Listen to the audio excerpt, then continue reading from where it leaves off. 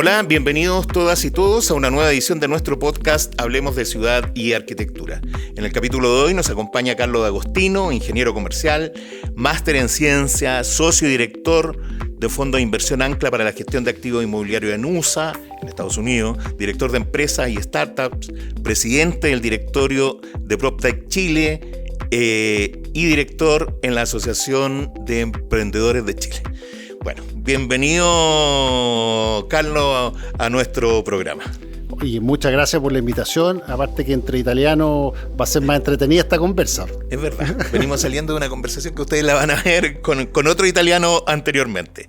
Bueno, hoy hablaremos sobre industrias, sobre nuevas tecnologías y su impacto en la industria inmobiliaria.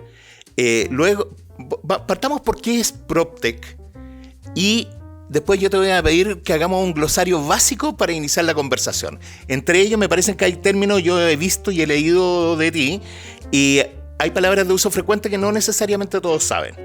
Hablamos de real estate, de startups, de ecosistema, de smart city. Si nos podemos detener en algún minuto en qué significan aquellos términos. Sí, para explicar un poco lo que significa PropTech, es una palabra en inglés que significa propiedad tecnológica, y que fue acuñada por un profe de Oxford en el año 2017 y que escribió un paper acerca de cómo iba a hacer el cambio del mundo inmobiliario o el real estate desde el año 2017 al 2025. Hizo como una hoja de ruta y explicando cómo la tecnología iba a empezar a cambiar y a aportar al desarrollo de esta industria. Eso es más o menos lo que es PropTech. Ya podemos ver que hay otra iniciativa en el mundo financiero, están las fintech, y que en general los que aportan a esta industria son las startups.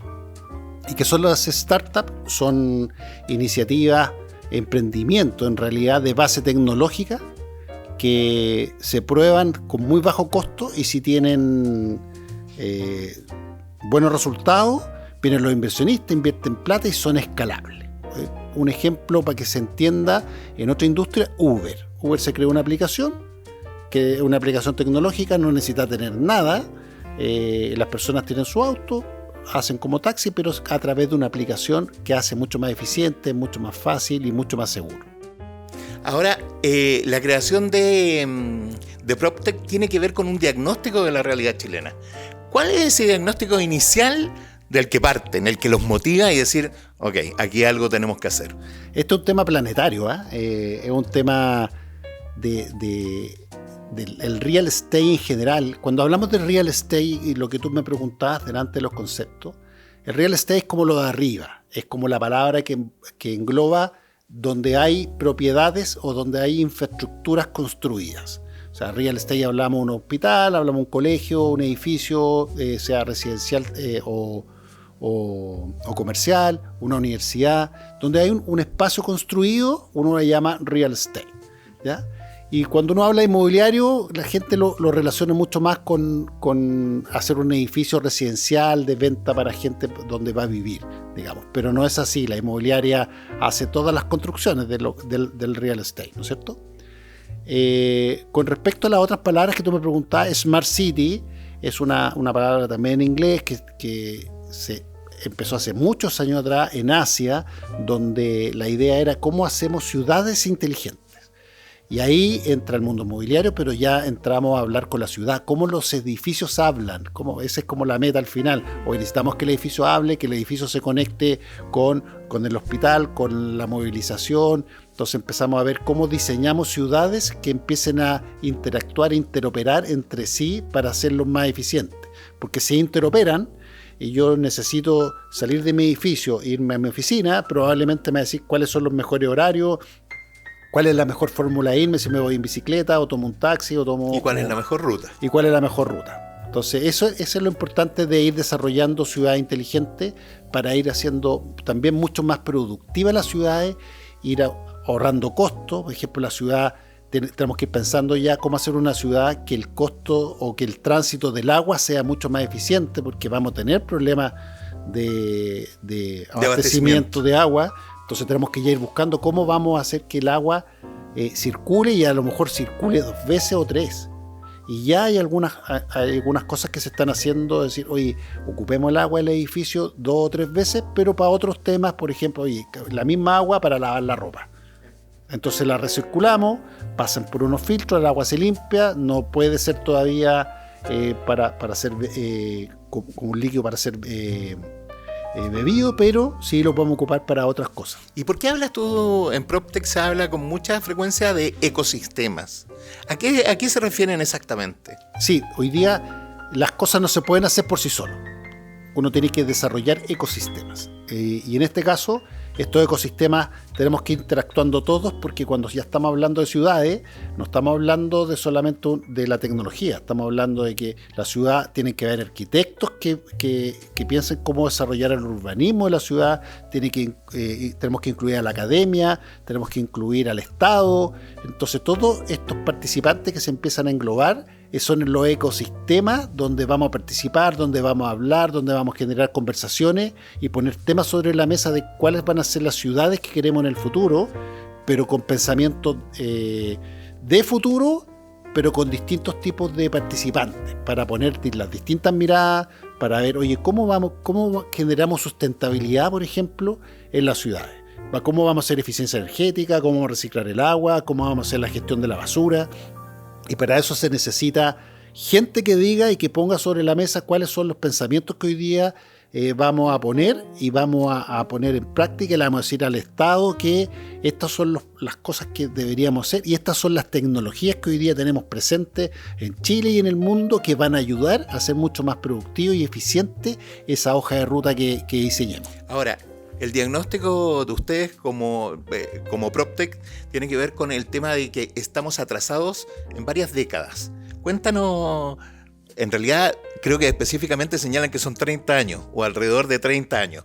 Cuéntanos en qué se manifiesta ese atraso como de la industria inmobiliaria respecto, por ejemplo, a lo que tú conoces en Estados Unidos y probablemente en Asia y en Europa. Sí, cuando lo dije la primera vez casi me mataron los inmobiliarios. Y después casi me mataron los fondos de inversión, que son los que financian los proyectos. El sector inmobiliario, cuando yo digo que está atrasado 30 años, es una industria que era una muy buena industria, que funcionaba a través de un Excel, que la pega, a lo mejor también después me van a retar, pero era comprarse un terreno y poner el Excel encima del terreno y funcionaba el negocio. Y lo iba replicando en los distintos terrenos que yo iba comprando. Y el negocio funcionaba muy bien. Pero actualmente el negocio no funciona y cambió totalmente. Entonces toda la práctica que se hacía física y tradicional ya no funciona. Y no funciona de ningún aspecto, porque hoy día las normativas, la regulación, los que compran, todos cambiaron. Hoy día si pensamos un centennial que va a ir a comprar un departamento y va a mirar, lo va a mirar por el teléfono. Entonces si la inmobiliaria no tiene una buena página web, no tiene su departamento en el teléfono, está perdiendo venta. Si no tiene cómo relacionarse a través de WhatsApp, a través de otras plataformas tecnológicas con los clientes que son los millennials y centennials, no está llegando a su público el que le va a comprar o le va a arrendar. Entonces tiene que empezar a pensar en un cambio con el cliente final. Pero este cambio se ve como obligado de alguna forma a los cambios inminentes en el tema de la industria. Me gustaría conversarte sobre esos cambios que parecen que están muy cerca. Por ejemplo, respecto al tema de las oficinas y los lugares de trabajo. ¿Qué cambios visualizan ustedes en la industria o la experiencia? Porque aquí hay que decir algo. Ustedes usan la data. La data es la clave para generar distintos modelos y distintos diagnósticos. De acuerdo a la data que existe, ¿hacia dónde se encamina en este ámbito los cambios? Ahí te voy a contar un ejemplo muy bueno. Hay operadores que tienen 150 edificios corporativos y que los administran. ¿Cómo se hacía? Cada edificio tenía un montón de gente para hacer todas las actividades que necesita el edificio. Mantención del estacionamiento, mantención de todo el edificio, los ascensores, de las bombas de agua, del aseo, de la seguridad. Después que eso es el facility. Después está el property, cómo administro todo lo que sucede adentro, la calefacción, el agua, no sé, la energía, que todo funcione bien para que se abran los portones, y todo eso era manual, era a través, y siempre cuando sucedía se hacía una acción.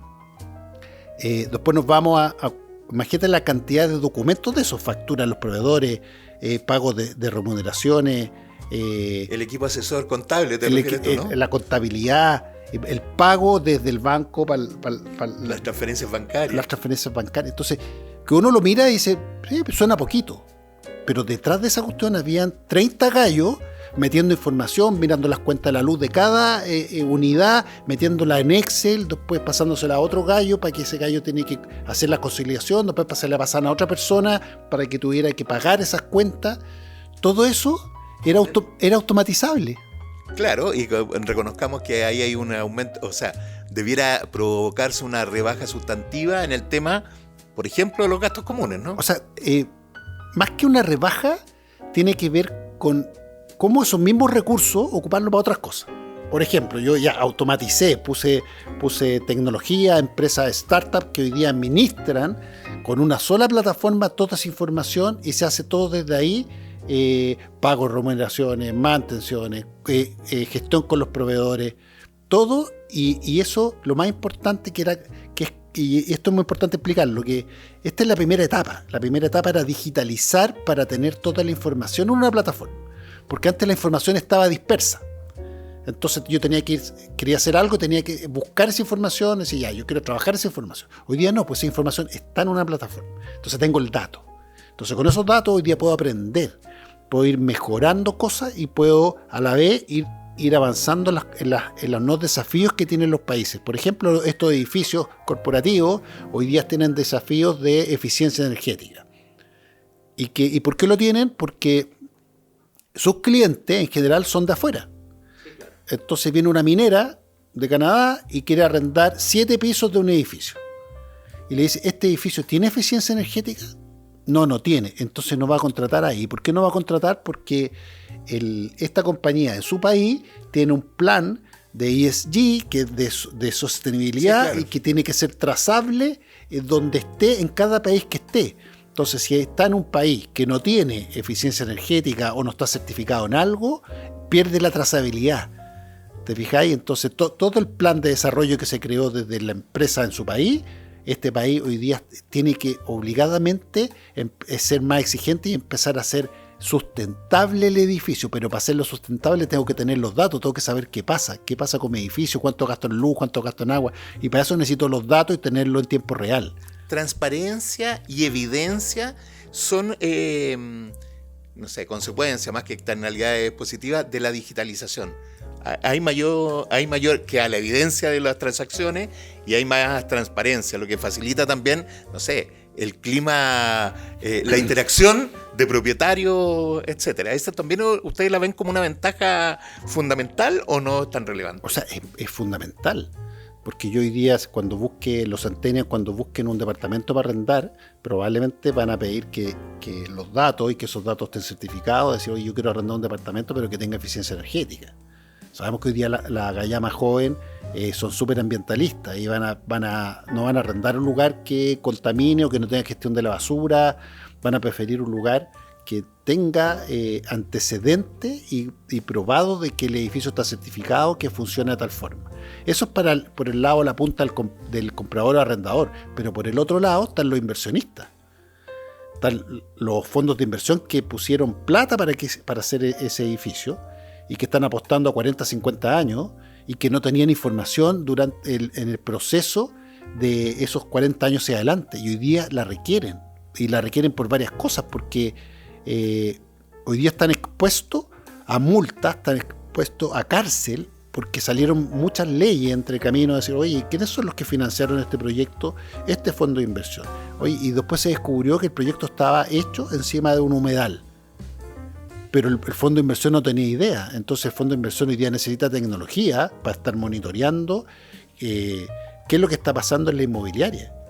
O sea, la inmobiliaria hoy día suceden cosas, tienen personas, a lo mejor se creó un sindicato, a lo mejor están teniendo problemas legales y el fondo de inversión no tiene idea, y hoy día por compliance y por ley de delito económico, el fondo de inversión está obligado a enterarse de lo que está pasando abajo, porque si pasa algo grave, le pega a los financistas, a los que están poniendo la plata, y a la vez le pega a los bancos, porque los proyectos inmobiliarios se financian a través de los bancos y de los fondos de inversión. Entonces hoy día, desde el punto de vista de esa punta, de los que están poniendo las lucas, también necesitan información. ¿Y cómo requieren información? Con tecnología. Antiguamente era un llamado a teléfono. Hola compadre, ¿cómo va el proyecto? No, vamos perfecto, estamos todo al día, estamos pagando las cuotas, pero y como era un negocio de confianza y de muchos años, todo pasaba y no pasaba nada. Pero hoy día no. Pero mira, el análisis de los datos nos permite enfrentar los cambios anticipadamente. Y me gustaría que viéramos cuáles son los cambios en el mercado o en el mercado inmobiliario que se avecinan. ¿Qué va a pasar? Y ahí te quiero hacer algunas preguntas bien específicas y volver un poquito atrás. ¿Qué va a pasar o qué está pasando respecto a las oficinas y los lugares de trabajo? ¿Cuáles son los cambios que se está viviendo? La pandemia algo generó. Me imagino que va a haber una menor demanda por oficina. ¿O no lo ven ustedes así? No, como que se dio vuelta un poco cuando pasó la pandemia, la gente se fue a la casa y hubo como las empresas empezaron a decir, en realidad la gente desde la casa sigue la misma productividad.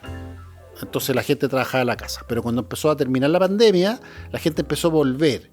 Y las empresas, las más grandes en general, empezaron a decir, oye, ¿sabéis que ya que venga 2 días a la semana o que venga 3? Jornadas parciales. Jornadas parciales, y se empezaron a coordinar de trabajos que no eran necesarios que estuvieran en la oficina, y empezaron a crear modelos de híbridos de participar en la oficina o en su casa. Pero actualmente la gente volvió a la oficina, y volvió porque sucedió algo que la tendencia decía que ya la gente no iba a volver a las oficinas, pero sucedió que se empezó a perder la cultura. Se empezó a lo que estábamos hablando antes de empezar esto, del face to face, de la conversa de pasillo, de toda la comunicación que fuera a través de pantalla.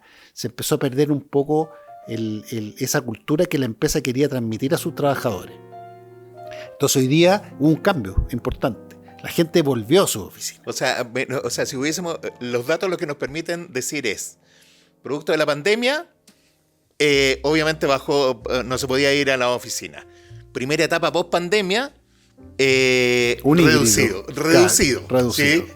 el uso. Entonces uno podría haber dicho en ese minuto, mira, en realidad nadie más va a arrendar oficina. Sin embargo, ya transcurrido 2 años después, decimos, la gente va a volver a la oficina. Sí, lo que sería interesante hacer análisis ahí sería que es importante que lo que pasó y de las tecnologías que se desarrollaron en pandemia no se pierdan, porque se desarrollaron tecnologías que eran muy productivas y eficientes. Por ejemplo, gente que iba a la oficina a trabajar un día a la semana, le pasaban una aplicación, y Gallo llegaba y decía, ya, ¿dónde me va a tocar trabajar? Y le seleccionaba el piso, el ascensor que iba a tomar, y cuál iba a ser su puesto que iba a tener para sentarse a trabajar. Entonces eso hoy día como que se perdió, como ya todos vuelven a lo mismo, ya la tecnología no se ocupa, porque eso permitía empezar a medir productividad a las personas. También permitía empezar a hacer análisis y decir, oye, esta persona tiene que venir las 8 horas del trabajo, o tiene que llegar a las 9 a la pega, porque a lo mejor puede llegar a las 11 y irse a las 3. A lo mejor no es necesario que el gallo, que puede planificar sus reuniones desde otro lado, o empezar, lo que ya se había visto también, empezaron a florecer los cowork. Entonces alguien que vivía en Chicureo, a lo mejor no era necesario que viniera a trabajar al golf, sino que se hiciera un edificio de cowork en Chicureo y que de su casa fuera 5 minutos, 10 minutos en oficina y trabajara desde ahí. Y que no fuera necesario que fuera a la oficina, por lo menos, no sé, pues 2 veces a la semana, 3 veces a la semana. Y eso lo iba generando los datos. Pero se empezaron ya a no usar de nuevo las tecnologías, y la gente volvimos a lo mismo, digamos. Para que veamos hacia dónde van los cambios en el mercado inmobiliario y cómo puede ayudar el desarrollo tecnológico en el tema de la logística o en el tema del avance de las obras, va a haber una mayor trazabilidad. Es verdad que hay algunos que auguran que los centros comerciales perderán su objetivo como centro de eventos, como centro de ventas, y probablemente transformándose en casi centros de eventos. No sé, ¿qué opinión tiene respecto a ello? Sí, importante. Yo creo que hay que ir viendo, ya no hay que pensar tanto de hacia 10 años, 5 años, hay que ir viendo lo que va pasando. En un momento se pensó que a lo mejor Parque Arauco iba a desaparecer y que se iba a transformar en un gran centro de bodegaje, y desde ahí todos comprando por internet y estaban en la ciudad más cerca, entonces, pero no fue así. La gente volvió a ir al Parque Arauco. Y la bodega se pusieron en la periferia de Santiago, de las grandes ciudades. En las grandes ciudades, y hay algunas iniciativas que se hicieron en algunos edificios más antiguos, de decir, oye, ocupemos parte del estacionamiento, ciertas áreas del edificio, que para ayudar a pagar el gasto común, ocupémoslo como bodegaje para tener ciertos productos que sean fáciles de retirar y comprar. Y creo que todavía está funcionando. Vamos a ver en el tiempo si funciona o no. Si es rentable, o si es que funcionó la experiencia del cliente, si es necesario que sea más rápido o es necesario que sea más eficiente. Porque te voy a poner un ejemplo. Yo hago una compra por internet en una tienda X y me dice llega de 9 a 6. No me sirve. No, tienes lo que necesitas en la hora exacta. En la hora exacta. Todos nos hemos visto enfrentados al mismo problema, porque te obliga a disponer de una jornada completa de disponibilidad. Exacto. Entonces yo necesito que me diga, oye, ya va a llegar a las 6 de la tarde, y para eso necesitáis tecnología. Para que la logística esté programada, para que funcione bien en términos de la empresa logística, que funcione y que sea rentable, para el que tiene el producto, en este caso una tienda comercial, y para el que recibe el producto. Entonces aquí tenemos 3 puntas que tienen que funcionar coordinadamente para que esta cuestión funcione. ¿Y qué necesitamos? Tecnología. Con respecto a la construcción, lo mismo. La construcción se está industrializando. Hoy día el costo que tiene construir es demasiado caro, y aparte que necesitamos tener antecedentes en lo que está pasando en la obra, entonces necesito tecnología. En Estados Unidos, por ejemplo, pasa un dron, saca una foto y sabe cuánto disminuyeron los materiales, y con eso... Como un control de inventario. Como un control de inventario. Y automáticamente se van haciendo las compras de las cosas que van faltando. Aquí todo todavía es el jefe de la obra, tiene ya un cuadernito, y va anotando en el cuadernito, después terminó la obra, y ese cuadernito se lo llevó para la casa, y se perdió ese cuadernito, se perdieron los datos. Bueno, así sucede. Oye, Carlos, te invito a hacer un breve corte y ya regresamos.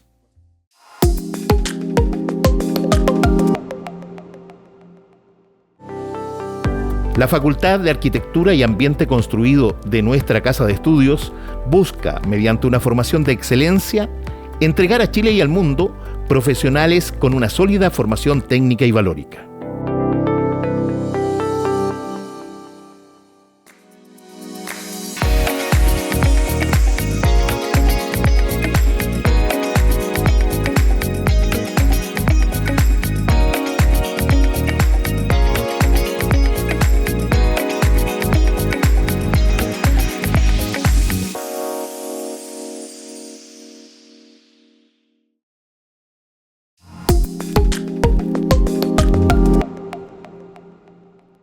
De vuelta en nuestro podcast, conversamos hoy con Carlos Agostino sobre nuevas tecnologías y su impacto en la industria inmobiliaria. ¿Qué dicen los datos respecto de aquellas tesis que sostienen que, por ejemplo, la industria inmobiliaria va a crecer hacia el arrendamiento más que hacia propietarios? Sí, mira, hay 2 preguntas en una. La primera son los datos. Ahí tenemos un desafío importante. Hoy día tenemos que generar plataformas que tengan datos en tiempo real de lo que está pasando. Hay muchos datos, pero están dispersos. La academia tiene algunos datos, TikTok, por ejemplo, tiene algunos datos, cada inmobiliaria tiene datos, pero los datos no están disponibilizados para que se genere una industria más dinámica. Ahora, el Estado, en esa misma lógica, quiero preguntarte de forma inmediata, ¿debiera generar datos públicos de manera permanente? Sí. ¿Eso ocurre? No ocurre, y yo creo que también el Estado, ahí está el debe. Según mi opinión, y esto es una opinión muy personal, creo que el Estado está poniendo a los bueyes, ¿cómo se dice el dicho? La carreta delante de los bueyes. La carreta delante de los bueyes, porque lo primero que hay que hacer es desarrollar la industria y después poner regulación. Entonces lo que está haciendo hoy día el Estado es poner una regulación antes de que la industria crezca. Es como que si antes que llegara Uber ya pusieran toda la regulación y nos deja que la industria que crezca, innove y que veamos los problemas que suceden. Estamos hablando de los impuestos a las startups, ¿no? No estoy hablando de la ley de datos, estoy hablando de la ley que está hoy día de inteligencia artificial que se está ya planteando. La ley de inteligencia artificial es una ley copiada de España. España tiene 20 años más de experiencia que nosotros. No podemos traer una ley de España y ponerla acá. O sea, deberíamos tener nuestra propia ley. A lo mejor puede servir como un borrador, pero no podemos tener ese borrador de España que está en una etapa totalmente distinta a la nuestra. Que nos queramos parecer es otra cosa, pero somos un país... O sea, las barreras de entrada son altas. Eso... O sea, hoy día para que exista toda esta industria, el Estado tiene que estar muy presente con varias cosas. Primero, la identidad digital. Eso es... ¿A qué te refieres específicamente? Que la identidad digital... Si tú tienes una identidad digital y el Estado tiene interoperabilidad de tus datos, podéis funcionar mucho mejor. Por esto, te voy a poner un ejemplo. Tú vas al doctor y el doctor te receta un medicamento. Y ese medicamento va a la nube, está tu dato ahí, y con tu identidad digital, el doctor autoriza que el doctor pueda ver tu ficha clínica donde tú te atiendas. La información no va a ser de la clínica donde tú te atendiste, va a estar disponible para donde tú lo requieras en cualquier parte del planeta. Tú lo vas a tener que autorizar. Tú vas a ir al doctor y decir yo autorizo, ¿no es cierto? Y el doctor ya va a tener tu ficha clínica. Después el doctor dice te receta un medicamento. Lo que pasa es que eso desde la teoría es re bonito, pero reconozcamos que en Chile como la falta de alfabetización digital ha llevado a que con muchos ciudadanos muchas veces se abuse de aquello. O sea, reconozcamos que hay gente en la política, han habido denuncias, que gente patrocina campañas porque le copiaron en algún minuto la clave única, dio la clave única en un servicio público. Ahora entiendo también de que lo que tú estás planteando tiene mucho que ver como el Estado sí debiera tenerlo. O sea, el Estado debiera ser para postular a un subsidio, debiera tener tu ingreso, debiera estar vinculado con impuestos internos, debiera estar con el Ministerio de Desarrollo Social para no sé qué cosa y . Un poco se está haciendo. Pero yo creo que tiene que ver con... Hay riesgos todavía en Chile de aquello. Sí, hay riesgos porque no se ha tomado la importancia que se debe tomar. Por ejemplo, la clave única, sí, fue un experimento bueno porque sirve mucho, alivió la carga con una clave entra a cualquier parte, pero no sirve, porque es hackeable. Entonces, si lo miramos a futuro, la clave única no es la herramienta. Sirvió como experimento, sí, claro. Ahora se estaba haciendo un tema de identidad digital en el Estado, pero sabemos que el Estado no lo puede hacer porque el Estado no es un Estado emprendedor. Entonces lo hicieron y ya la hackearon. O sea, antes de partir ya está mal hecho. Entonces está es un mal ejemplo. Es un mal ejemplo. Y hay ejemplos que son concretos en el real estate. Por ejemplo, una persona de edad que se atiende a un SESFAN. ¿Qué hace una persona que se atiende a un SESFAN? Tiene que ir a las 7, 6 de la mañana a pedir hora, para que después volver en la tarde a la hora que le dieron. Si se puede hacer a través de un sistema. Y no, de hecho, la piden casi como la mayor parte, en algunos sectores. Yo vivo en un sector semiurbano, la piden por teléfono, se demoran como 3 días, te vuelven a llamar, te dicen la hora, y pasa lo mismo que con el tema de la entrega de alguna compra por internet. Venga, a todos los citan a las 7:30, 8 de la mañana, y su horario de atención probablemente exceda muchas horas aquello. Entonces, si tú tuvieras una identidad digital, y esa identidad digital tú la disponibilizas para algún sistema de SESFAN, el sistema te buscaría. Y si no está dentro de tu sector, a lo mejor en un radio, sí, decir, a lo mejor ya pasaste para la otra comuna al lado, pero hay disponibilidad para que te atiendan. Y no tenés que estar esperando un cardiólogo, no sé, 2 meses para que te pueda atender.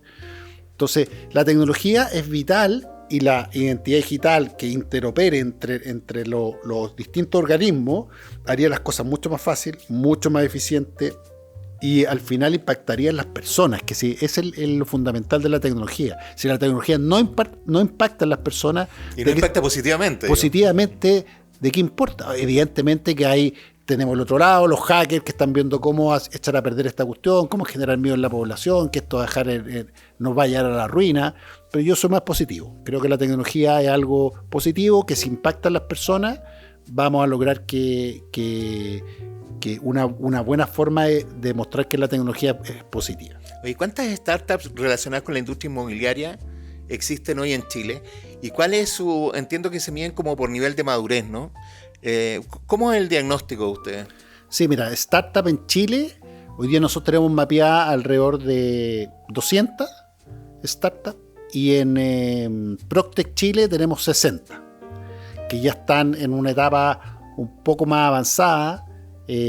¿Cómo nosotros medimos las startups? Las startups llegan, y en general cuando llegan ya están en un proceso ya están facturando, y lo que están buscando hoy día es generar más networking para hacer más negocio.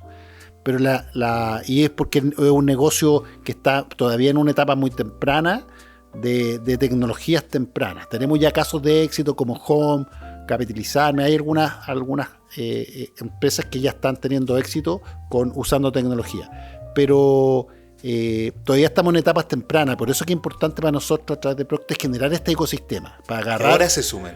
Que se sumen desde cuando ya tienen una idea y la están desarrollando para poder conectarlas, por ejemplo, con Startup Chile o con todos los organismos que reciben startups en etapas muy tempranas y que le ayudan a ver su modelo de negocio para ver si la cuestión sirve o no. Entonces, desde el punto de vista gremial, también lo que pretenden es vincularlas con determinadas mentorías, ¿no? Exacto. Guiarlas. Y lo otro que te quiero preguntar, que se desprende de aquello, es ¿qué rol crees tú que juegan las universidades en esta tarea? Es un rol fundamental. Yo soy súper crítico de la universidad, y esto las universidades lo saben. Creo que las universidades están perdiendo, no han logrado subirse al carro de para dónde va en las ciudades. Estamos haciendo lo mismo, seguimos haciendo lo mismo, seguimos haciendo MBA, y los MBA ya no sirven. Así de simple. Lo que necesitamos, gente experta en manejos de datos, científicos de datos. Necesitamos gente de TI, no que arregle los mails de la oficina, sino un TI que sepa de robótica, que sepa de inteligencia artificial, que sepa de sensores, de Internet de las cosas, de blockchain, de un montón de temas. Necesitamos que ese gallo exista, y que existe y que trabaje al lado de un gerente general y al lado de un gerente de finanzas, y que sea un gallo corporativo. El TI ya no puede estar abajo, tiene que estar acá arriba, tiene que ayudar al negocio a crear los nuevos modelos de negocios del futuro, a ver las carreteras. Hoy día vamos a cambiar este modelo de negocio, digitalmente vamos a actuar de esta forma, y tiene que estar un gallo preparado. Entonces las universidades no están preparando los gallos que necesitamos. Siguen preparando el mismo gallo, siguen preparando al abogado de la misma forma, al ingeniero de la misma forma. El ingeniero hoy día necesita hacerle preguntas a ChatGPT, entender cómo funciona ChatGPT. Entre mejor lo entienda, va a ser un gallo súper productivo, va a salir al mercado y lo van a contratar inmediatamente. Pero hoy día tenemos todavía profesionales que salen al mercado y tienen que hacer práctica. Proctec se formó como una asociación gremial. Sí. Y entiendo que eso tiene que ver tema con incidir en las políticas públicas, básicamente. Exacto. ¿Qué buscan ustedes en el tema como de la digitalización? ¿Qué políticas públicas, qué cosas ustedes básicamente en trámites, ¿no? Yo he leído algo sobre cuáles son tus críticas. ¿Cuáles trámites ya no deberían existir? O sea, el notario. El notario, el conservador de bienes raíces. O sea, sí, tiene que existir, pero que el servicio sea de otra forma. ¿Te fijas? ¿Por qué tengo que ir al notario? Nadie quiere ir al notario. Entonces, pero todos quieren ser notarios. Todos quieren ser notarios. Te voy a poner un ejemplo. Yo me quería ir a un departamento. Hagámoslo de la forma tradicional. Veo el portal inmobiliario, busco una cuestión y hoy día ya está un poquito más con tecnología, entonces uno pone sus datos y te conectan al celular. Pero yo conecto y hablo con una persona y me dice pero tiene que venir a verlo a las 6 de la tarde. No puedes ahora ya, entonces no tiene que venir mañana a tal hora. No se acomoda al cliente, se acomoda al horario que el corredor puede. Y ahí tenía un problema. Después se responde desde la oferta, no desde la demanda. Exacto. Después por ejemplo, ya quiero comprar. Y miráis el departamento, qué lindo el departamento. Vas y lo miras, bueno, ¿qué tengo que hacer ahora? Tengo que ir al banco a pedir una preaprobación hipotecaria. El ejecutivo del banco no le interesa hacer una preaprobación hipotecaria con un negocio para 3 años más. ¿Te fijas? Entonces, y mientras no lo tenga tampoco en la meta de desempeño. ¿Ah? No lo tiene, po. Entonces, pérdida de tiempo estar haciendo una evaluación, y esa cuestión se puede digitalizar. Entonces, cuando hablamos de políticas públicas, decimos, oye, esto hay que digitalizar la cadena completa. O sea, si yo quiero ir a ver un departamento, primero a lo mejor lo veo por internet, que esté en 360, que ojalá esa misma imagen que me la genera una startup, quiero ver cómo llega la luz, oye, ya, por dónde llega el sol. Y que uno puede ver un videíto y decir, oye, a ver, cómo llega el sol, la ubicación del departamento. Probablemente hay una startup que ya se están creando que te mide las temperaturas, te dice, mira, en verano va a tener tales temperaturas de este departamento si es que está en esta posición. ¿Te fijas? Entonces esa información es relevante para poder mirarla y digitalizarla, pero después de eso, de la maravilla, no tenéis que ir al banco. ¿Por qué tengo que ir al banco? Que pedirle al banco o la misma inmobiliaria que tenga una plataforma que diga, oye, Tecayo se quiere comprar, páseme su información, admítame su clave única, que es lo que existe hoy día. Y que te vea si eres apto o no eres apto para el crédito hipotecario. Y listo, pero no, tenéis que ir para allá al banco, después tenéis que volver, tenéis que pagar una reserva, después tenéis que generar un contrato. Ese contrato tiene que ser un contrato inteligente. ¿Por qué tiene que ser un contrato y antiguamente dejar cheques? Yo lo voy a comprar en blanco, entonces ya tenéis que dejar 32 cheques. Es verdad. Hay día que no sea cheque. Es verdad. Entonces todo ese proceso, después tenés que ir al notario, después tenés que ir al conservador, después el proceso de venta también es engorroso. Entonces todo eso hoy día hay que facilitarlo para que la compra o el viaje del cliente sea mucho más ágil, sea mucho más amigable, tenga mucho más antecedentes, tenga los datos a la mano. Para ser más amigable, te invito a hacer un pequeño corte y ya volvemos.